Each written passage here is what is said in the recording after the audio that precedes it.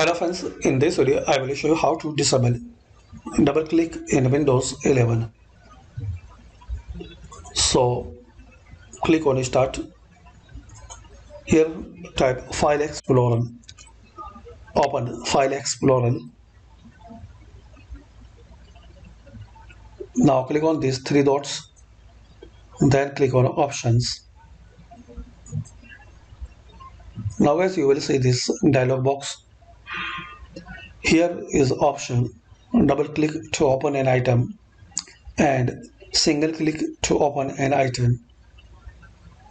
So here guys, you can select first option. If you want to disable double click, so select single click as your PC requirement.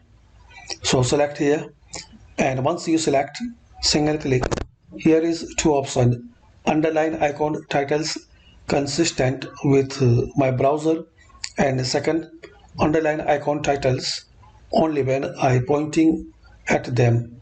So select single click and select any option in this both way in this list. So just you have to select single click, then click on apply, then OK. So this way guys, you can disable double click in Windows 11. Thanks for watching. Please comment this video useful for you or not, and please share, like and subscribe this channel for more useful videos.